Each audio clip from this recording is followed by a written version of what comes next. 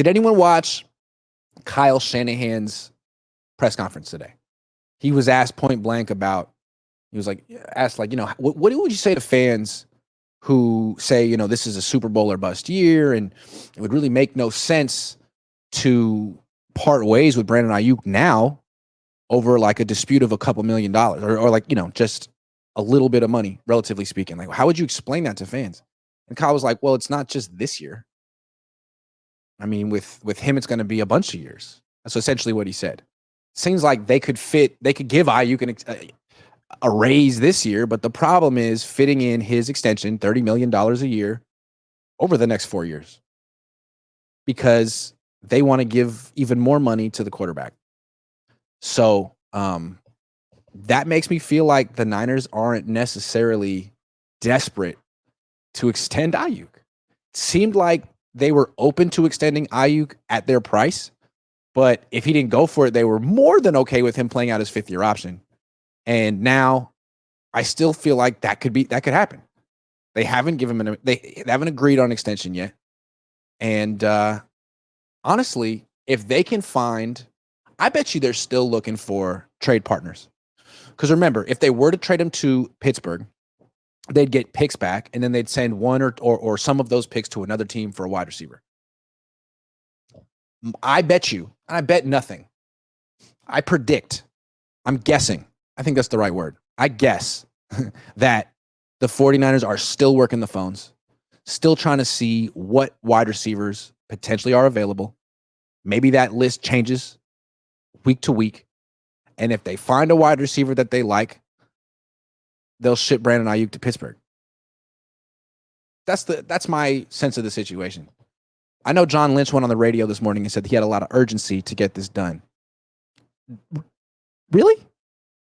Are they acting like it? They're not acting like it.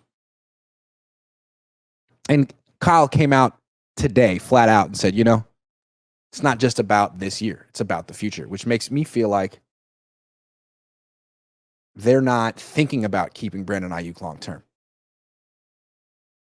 Because remember, what's been reported all offseason? They're going to have to choose between Aiyuk and Debo. They can keep one of them beyond this year. But after that, it won't work. Maybe they can keep them 2 more years. I mean, Brock Purdy, if he gets extended, his cap number probably won't be that high next year. But it will be eventually. And one of those 2 guys is going to go. I have a tough time seeing Kyle pick Aiyuk over Debo for a lot of reasons. Schematically, personally, I think Kyle's more tied to Debo. So if they're going to offer $30 million a year, it's going to be in a way that they can get out of it after 2025, which is what the Lions did with Amon-Ra St. Brown. And I don't know, like, I'd still be interested in Pittsburgh. Like, okay, let's say the Niners offer $30 million a year and Pittsburgh offered 28. Well, he still might make more money playing for Pittsburgh because of the state income taxes. It's like 14.4% starting in 2024 in California if you make more than $1 million a year, and it's 3.07% in Pennsylvania. So even at $30 million a year, he still might end up taking home more money after taxes on the Steelers than with the Niners. And if the Steelers offer more guaranteed money for more years, then they still have the better offer. So maybe that's what's going on. Maybe that's the reason this isn't done, is because when you do the math, Pittsburgh's offer might still be better. I did the math the other day, and it was probably wrong. I'm not good at math, per se. I mean, I did take calculus in high school. I took AB junior year, BC senior year, got decent grades, you know what I'm saying? Went to UCLA, and then got a 3 on the AP test for the AB one, failed the BC one, never, ever had to take a math class at UCLA. So it's been a while. But I did calculate, you know what I mean? Like, what's 14.4% of $28 million? And it's like 3 million something, I think. I don't know. I'm not good at math. But I think the way it works is if you play for the Steelers, you pay the Pennsylvania state income tax rate on the home games.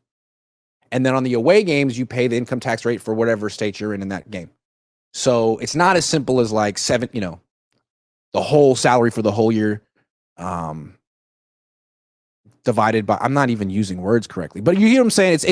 It's a little more complicated, and I don't feel like doing the math. You guys welcome to do it, but still, I'm guessing couple $2-3 million more he has to pay in state income taxes here than there, 2 or 3 million. So that would explain why the Niners suddenly have raised their offer to $30 million. It's the California tax, and still haven't gotten a yes yet.